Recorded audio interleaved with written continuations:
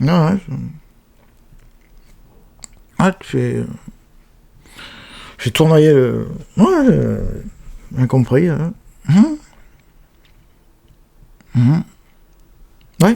Oui, c'est un peu long, oui, bah, c'est autre chose que de la thé du rat au fond d'une grotte, c'est sûr. Voilà, là c'est un orque sauvage, donc bah oui, il y a une barre de vie. Voilà. Oui, bah Denis, en même temps, c'est sûr qu'à chaque coup d'épée, tu nous sors un roman comme ça, c'est un peu plus long d'avancer. Oui, bah t'es pas Victor Hugo, Denis, excuse-moi, mais oui, ok, roleplay, mais là à un moment donné, voilà quoi, hein, on va jeter les dés, hein, je crois que ce sera mieux, hein, pour tout le monde.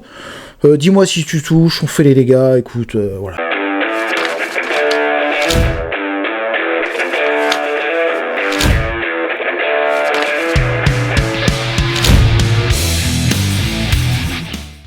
Bienvenue à la table des coups cryptiques. Alors dans cette vidéo, nous allons aborder la notion de combat qui intervient assez souvent dans nos parties, ne nous le cachons pas. Hein. Alors il y a des univers où on combat moins, d'évidence, mais d'autres où on combat assez régulièrement, à tel point que, évidemment, les concepteurs des jeux de rôle et des univers dans lesquels nous nous plongeons, en qualité de meneurs et de joueurs, bah, vont élaborer des règles plus ou moins détaillées, parfois très détaillé sur comment gérer ces mécaniques et ces interactions qui surviennent lors du combat, qu'ils soient physiques, à distance, en voiture, à bord d'un vaisseau spatial, ce que vous voulez, mais dès qu'il y a une confrontation. Et force est de constater que on est sur des corpus de règles qui vont développer de manière, je dirais, parfois assez précise et détaillée les mécaniques à mettre en place jusqu'à en partant déjà de l'initiative qui attaque le premier, comment je fais pour toucher, donc une réussite pour toucher, peut-être même un jet de dés de l'adversaire pour pouvoir se défendre, peut-être après un jet de dommage pour voir comment sont impactés les dégâts, et ainsi de suite. Et on va faire ça, je dirais, pour chaque mouvement de combat, quasiment, où on va presque ralentir le temps pour jouer chaque seconde du monde dans lequel on évolue, en ce que, là, par la mécanique, on va vouloir gérer vraiment tout ce qui se passe dans ce combat. Et là, on se retrouve avec un paradoxe où on a une distance, je dirais, une espèce d'inadéquation entre le volume de mécanique qui va être développé et mis en place pour gérer ces interactions-là, alors avec finalement ce en quoi consistent ces actions dans la réalité, et notamment à quel point ces actions sont rapides, à quel point un combat c'est vif, un échange de coups va peut-être durer quelques secondes, je dirais, dans la vie réelle, en tout cas dans le théâtre de l'esprit, et pour autant la mécanique va prendre peut-être 3, 4, 5 minutes, peut-être même 10 minutes, j'en sais rien, pour gérer, je dirais, cet échange. Donc on a une distorsion là entre le volume de mécanique à appliquer pour finalement le peu de temps à raconter. Voilà. Et alors même si tous les univers ne vont pas détailler à ce point le combat, en ce que le combat n'entre pas forcément dans le cœur de leur jeu, on va retrouver effectivement beaucoup de règles de combat dans des univers type Sword and Sorcery, Heroic Fantasy, un monde post-apo, un monde de science-fiction futuriste avec des combats de vaisseaux, de sabres laser, etc. Dans des univers peut-être plus horrifiques, les concepteurs, je dirais, vont peut-être aller beaucoup moins loin dans les règles de combat, en ce que le combat ne constitue pas, je dirais, un thème, un cœur dans leur jeu. On va plutôt essayer d'explorer l'horreur psychologique, l'épouvante, plutôt que la confrontation physique. Voilà. Mais quand même, dans beaucoup d'univers, effectivement, les règles de combat vont venir tout simplement détailler et nous expliquer comment gérer ces situations, et parfois avec force détail. Et là, on rentre dans une complexité, on rentre dans un paradoxe qu'on constate quand on est rôliste et quand on est, à l'écoute de ce qui se passe à table et de ce qui se passe aux parties auxquelles on participe en tant que meneur, en tant que joueur, et puis aussi aux parties que l'on peut observer.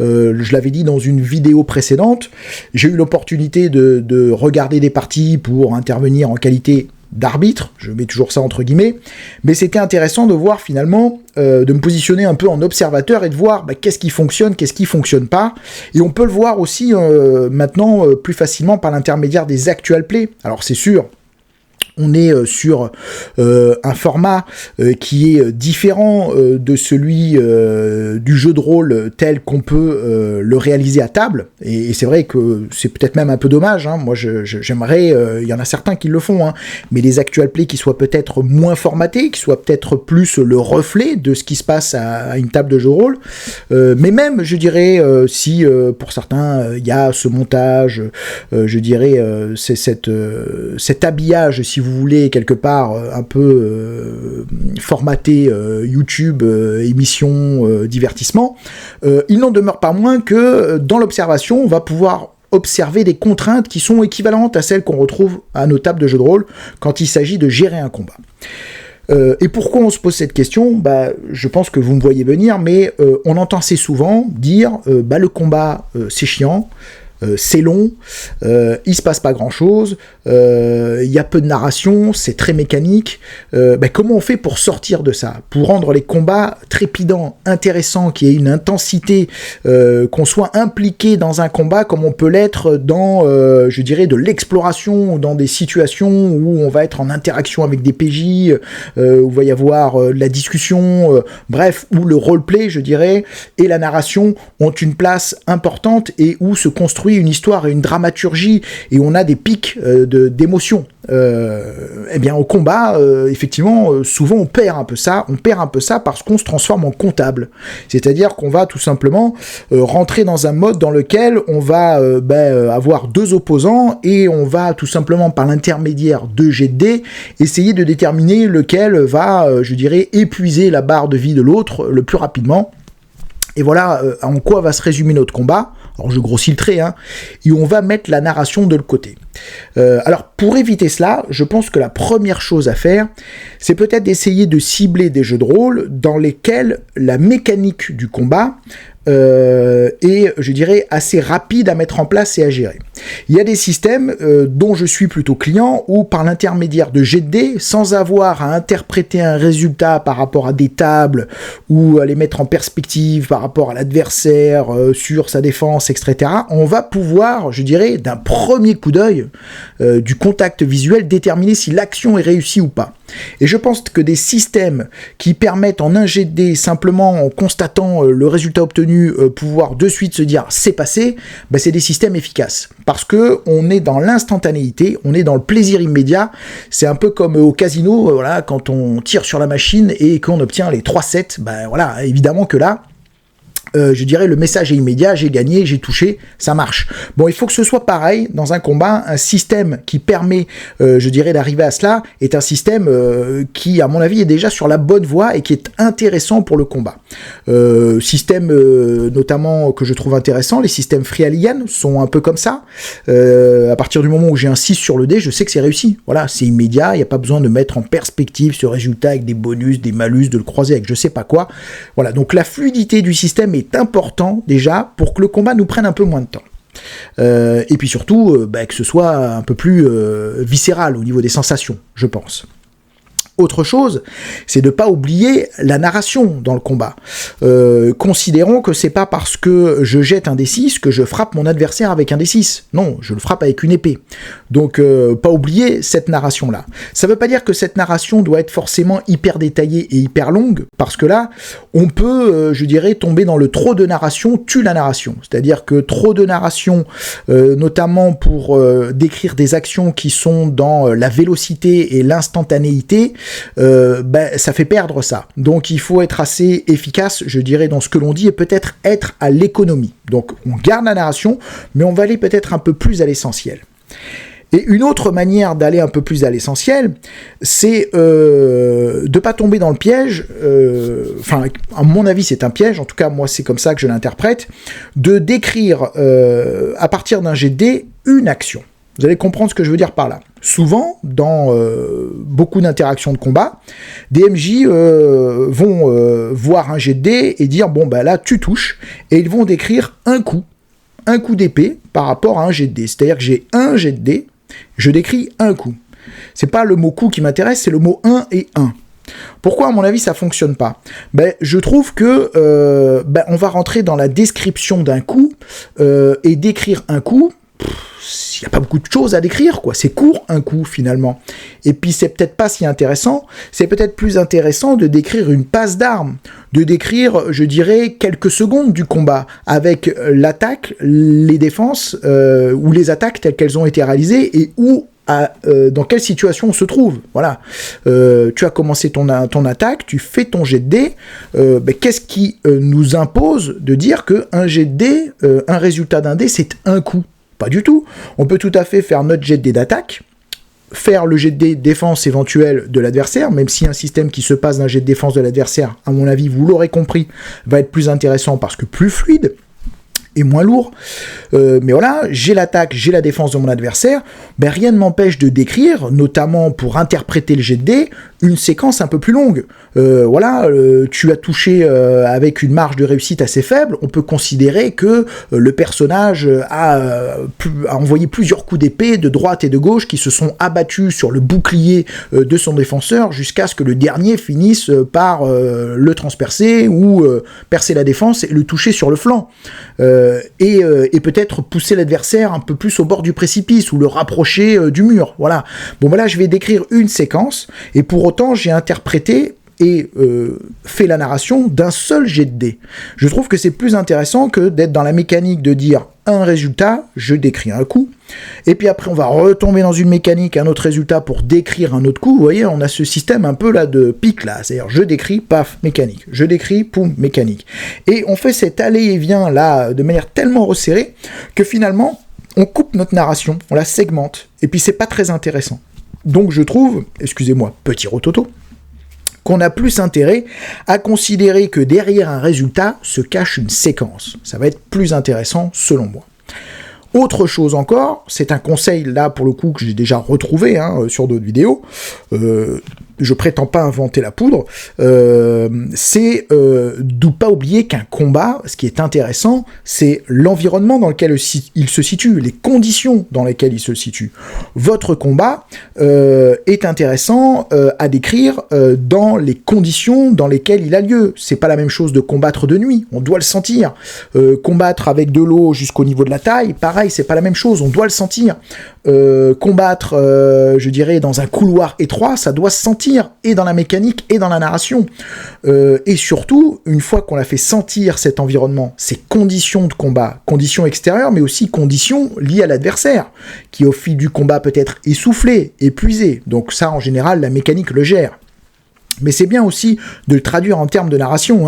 On n'est pas aussi frais au début du combat qu'au milieu qu'à sa fin. Ça paraît évident. Sauf si on se prend un coup mortel inattendu. Voilà, encore une fois. Tout est à mettre en perspective de ce qu'il se passe réellement dans la séquence. Mais vous aurez compris que considérer l'environnement va être important. Du coup, ça veut dire quoi? Ça veut dire que j'ai tout intérêt, pour que mes combats soient intéressants, à les situer dans des lieux où il y a des contraintes environnementales intéressantes à gérer. Pour tout simplement apporter dans la narration de mes coups celle de l'environnement et de ces contraintes qui pèsent et influencent la manière dont se déroule le combat, dont les coups tombent. Voilà. Donc ça, intéressant. Et je pense qu'on peut pousser cette mécanique environnementale encore plus loin. Pour moi, ce qui est intéressant aussi, c'est d'éviter les combats statiques. Qu'est-ce que j'entends par là? Souvent, quand un combat s'engage, et notamment quand on le met en situation avec des plans, on va se retrouver avec deux jetons, un jeton qui représente le personnage ou une figurine, ce que vous voulez, un autre qui représente l'ennemi. En actual play, on utilise souvent les plans parce que on a un support graphique, donc c'est intéressant. Et on va se retrouver avec deux jetons là, face à face, qui tout le long du combat vont faire face, et puis on va se retrouver là à ronger de la barre de vie. Bon. Comment on peut éviter cela? Peut-être qu'on peut, dans notre narration, considérer qu'à partir du moment où je remporte une passe d'armes, en quelque sorte, je vais pouvoir déplacer le combat dans l'environnement. Parce que je prends l'ascendant, je force mon adversaire à reculer, à être sur la défensive. Et ça peut être intéressant, selon l'environnement dans lequel on se situe. Si dans mon environnement, il se trouve qu'à un moment donné, on a un précipice, avec en contrebas un fleuve de lave, Vous imaginez comme ça peut être intéressant de, bah tiens, t'as remporté une joute, hop, tu fais reculer ton adversaire. Donc, moi, dans ma narration, j'essaye d'impliquer en fait cette idée que le combat doit évoluer dans l'environnement parce que à partir du moment où l'environnement est riche, ben, on va peut-être se retrouver à un moment donné du combat dans une situation où l'environnement va être différent, et où la narration va être différente, et où les interactions des personnages vont être différentes. Je vous prends un exemple, tout bête. Imaginons on commence le combat à l'intérieur d'une taverne. On est sur le balcon de la taverne. Le combat commence là. Il y a une balustrade. Si on fait un jet critique, on peut peut-être basculer son adversaire par-dessus la rambarde. C'est intéressant aussi de prévoir des interactions environnementales comme celle-ci. Il se trouve que le personnage gagne un round de combat. Il fait reculer son adversaire dans l'escalier. Ah, intéressant. L'adversaire combat dans l'escalier alors que l'autre est au-dessus. Il domine son adversaire. Ça a des contraintes au niveau du combat.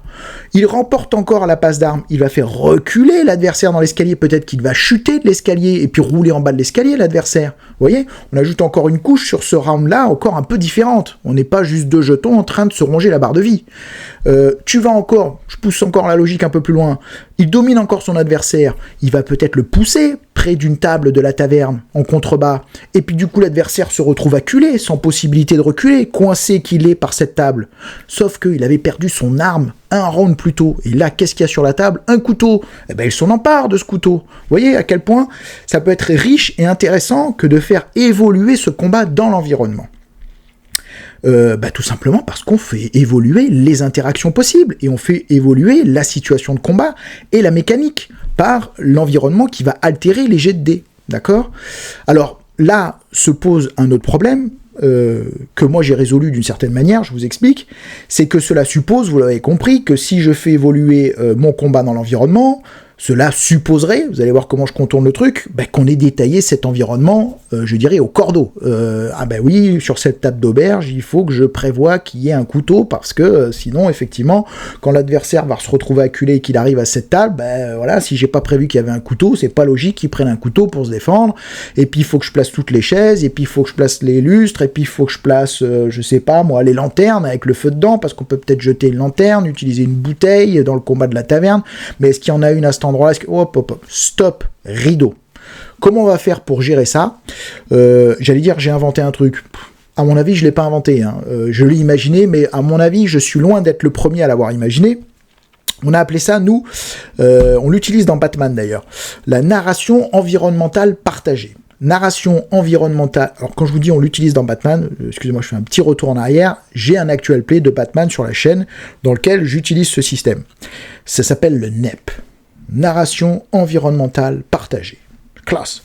Donc, qu'est-ce que ça veut dire? Ça veut dire que je vais inviter mes joueurs à être force de proposition sur les éléments interactifs qu'il peut y avoir dans l'environnement à partir du moment où c'est logique.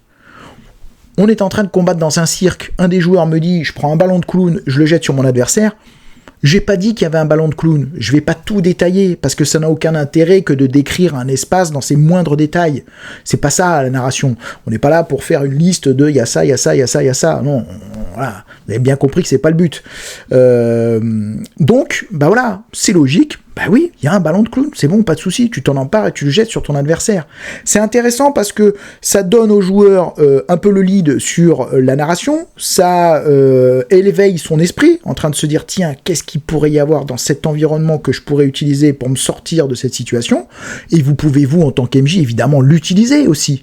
Donc là, on rentre encore dans une autre dimension où, on va pouvoir exploiter notre environnement. Vous voyez, donc il n'y a pas que l'environnement qui pèse sur nous, mais il y a aussi les avantages qu'on peut tirer de cet environnement et qu'on peut créer au fil de la narration. Voilà, donc vous voyez l'environnement, on va pas se contenter de dire je situe mon combat dans un environnement, on va dire je situe mon combat dans un environnement. Première chose, je fais évoluer dans l'espace mon combat pour modifier l'environnement direct et donner des pistes d'interaction. Et puis je vais laisser mes joueurs être force de proposition sur les éléments avec lesquels ils vont interagir. Si déjà vous ajoutez ces trois éléments-là, vous rendez vos combats plus intéressants. Autre chose encore que vous pouvez faire, je pense, pour améliorer ces combats.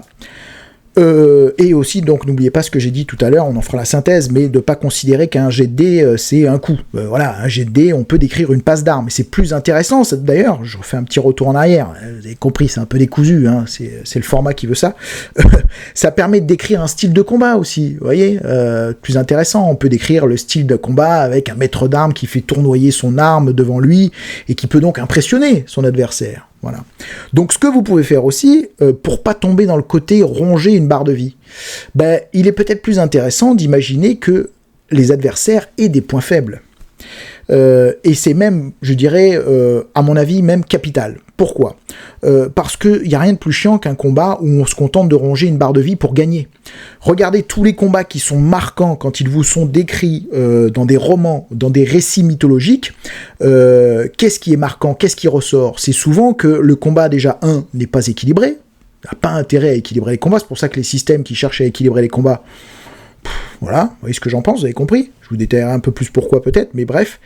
On n'a pas besoin d'être sur un combat équilibré. Ce qui est intéressant, c'est que les personnages puissent découvrir peut-être une faiblesse de leur némésis et l'exploiter pour combattre. Et ça fera les grands récits. Voilà, prenez le film Legend, hein, où Tom Cruise affronte le diable. Très bon film, je ne sais pas si vous l'avez vu. Mais évidemment que Tom Cruise contre le diable, il fait pas un pli. Hein. Quand vous voyez le diable dans le film Legend, c'est une espèce de marmule de 2 mètres avec des pectoraux un peu comme moi, vous voyez. Donc, bon, bref. C'est un molosse, le truc. Et c'est le diable. Donc Tom Cruise ne va pas gagner contre le diable dans un combat d'égal à égal. Il va exploiter une faiblesse. Je vous dis pas laquelle. Allez voir le film. Mais vous avez compris l'idée. Vaincre un dragon, bah non, le dragon, tu vas pas le tuer en faisant tomber sa barre de vie, ça n'a aucun intérêt. Par contre, qu'est-ce qui peut être intéressant ? Il se trouve que une légende raconte que ce dragon terrible qui terrorise le village et contre lequel ton personnage fait face, eh bien, Ulgar, un paladin décédé dans ce combat contre la bête, avait réussi à blesser le dragon sur le flanc, à tel point qu'il lui a enlevé une écaille. Eh bien, il se trouve qu'à cet endroit-là se trouve le point faible du dragon. Donc, qu'est-ce qui va être intéressant pour nos personnages ? Pas de faire tomber la barre de vie du dragon, mais peut-être d'organiser le combat et de pousser le dragon à dévoiler ce point faible, à l'exposer pour qu'un personnage coordonne son action pour, au moment où ce point faible est développé, cet endroit où il manque l'écaille du dragon, écaille réputée impénétrable, d'accord ? Eh bien, paf, il tue le dragon. Ça, c'est intéressant. Ça fera un récit dont les bardes pourront, je dirais, s'enorgueillir et que les bardes pourront compter dans toutes les tavernes du village. Non, toutes les tavernes du village, ça ferait beaucoup de tavernes pour un village. Toutes les tavernes de la région, c'est mieux. Donc vous avez compris, c'est plus intéressant de mettre en place des combats dans lesquels vos joueurs vont devoir mettre en place des tactiques pour utiliser l'environnement et mettre fin à l'adversaire. Il y a un jeu vidéo qui le fait assez bien. Je ne sais pas si vous connaissez God of War, alors pas le tout dernier, mais les premiers God of War. Il y avait ce qui était intéressant, alors c'était un jeu vidéo, vous allez me dire quel rapport. Eh ben, la manière dont étaient mis en scène les combats, ultra violents et très jouissifs d'ailleurs, faisait que Kratos, le héros, mettait fin à des adversaires qui étaient plus puissants que lui physiquement, mais en exploitant l'environnement, d'accord ? À un moment donné, on a le mât d'un navire, crac, il va casser le mât en deux, et puis du coup ça fait une pointe, et le serpent de mer, il va attraper sa tête et la tirer sur la pointe pour l'empaler dessus. Excusez-moi, c'est autrement plus jouissif d'organiser un combat et de laisser les joueurs imaginer ces interactions dans le décor que vous leur proposez pour, je dirais, haussir un adversaire, plutôt que de les laisser ronger une barre de vie, évidemment. Et donc pour en revenir au système qui vous mettent attention, à la fin là du bestiaire, on va vous dire que tel monstre c'est fait pour des personnages de tel et tel niveau. Excusez-moi, la tristesse. Quel aveu de faiblesse. Quand un système, un jeu de rôle vous raconte à la fin qu'il vous vous raconte, enfin vous met une table dans laquelle il vous dit attention, pour tel monstre, c'est tel et tel niveau de joueurs qu'il faut, sinon vous leur faites pas croiser. Bon, évidemment que vous allez organiser vos scénarios de manière à éviter que vos personnages niveau 1 ne tombent pas, je dirais, sur une épreuve insurmontable. Ça n'aurait pas de sens. Mais quand même, écrire ça dans un jeu de rôle, mettre en place des tableaux pour dire, voilà, attention, que ne mettez pas ça en face de vos PJ s'ils sont pas tel niveau, c'est reconnaître que votre système fait la part belle à ronger la barre de vie. Voilà, il y a des systèmes plus intéressants, des voies plus intéressantes qui sont empruntées. Qu'est-ce que je peux vous donner comme exemple assez récent? Fléau, jeu de rôle de Kobayashi. Par exemple, dans Fléau, jeu de rôle de Kobayashi, des monstres vont être présentés. Je sais plus si c'est dans Fléau, j'ai un doute. Bref, je crois que c'est peut-être ailleurs. Mais en tout cas, vous allez comprendre l'idée. Les monstres sont présentés avec, attention, si vous trouvez ce point faible, eh ben, vous pouvez l'éliminer. Exemple, le troll, le feu. Bon, voilà, c'est un truc que tout le monde connaît. Ben, ça va être intéressant de permettre à vos joueurs d'exploiter ces faiblesses-là. Et pareil, autre chose qui va être intéressante, et ça c'est dans les systèmes Free Halligan qu'on le retrouve, c'est que pour que vos combats soient intéressants, encore faut-il que les attaques accessibles à vos monstres soient plus intéressantes que coups de griffe, coups de morsure, qu'on va retrouver assez souvent, et coup de queue, allez, si vous voulez.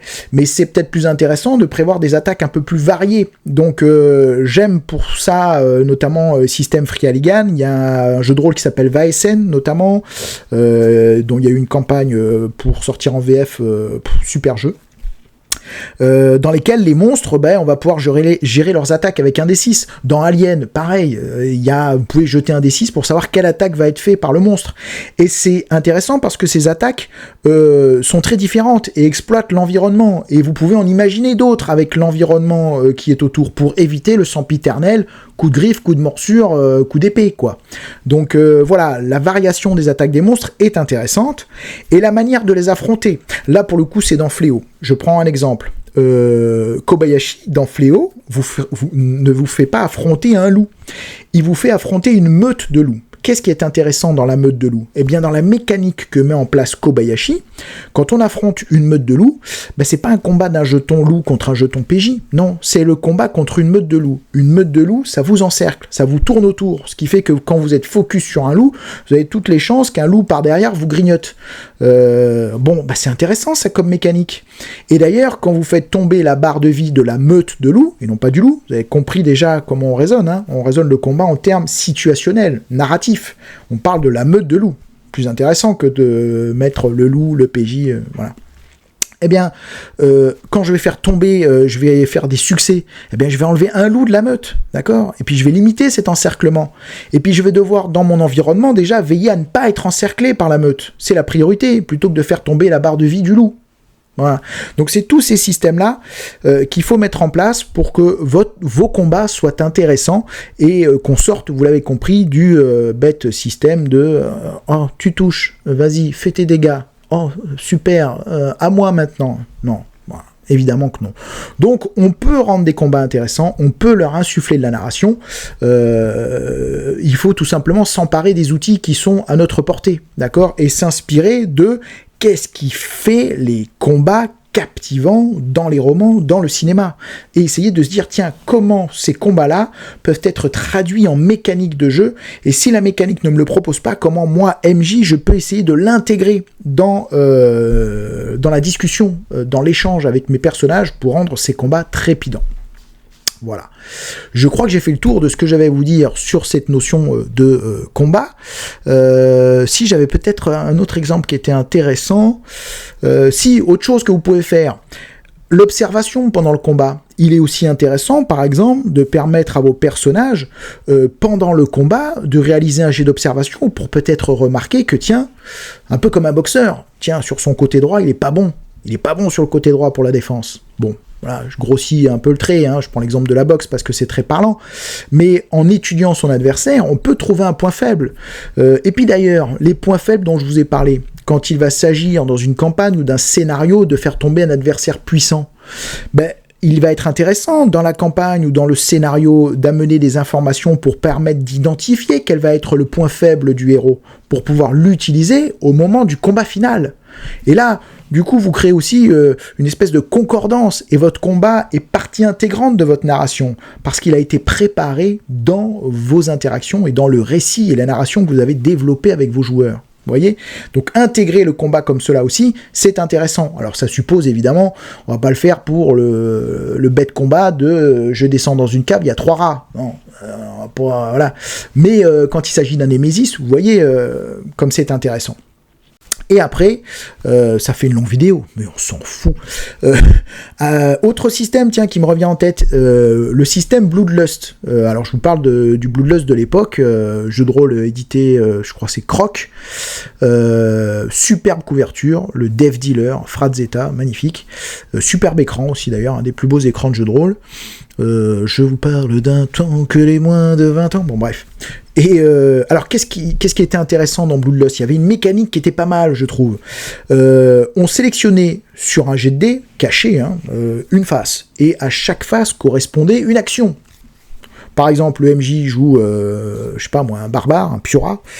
Moi, je joue un guerrier. Je sélectionne sur mon jet de dés 1. 1, c'est attaque normale. Lui, il peut sélectionner peut-être 2. Attaque brutale. Il y avait 3 attaques rapides, 5 feintes. Enfin bref, je sais plus.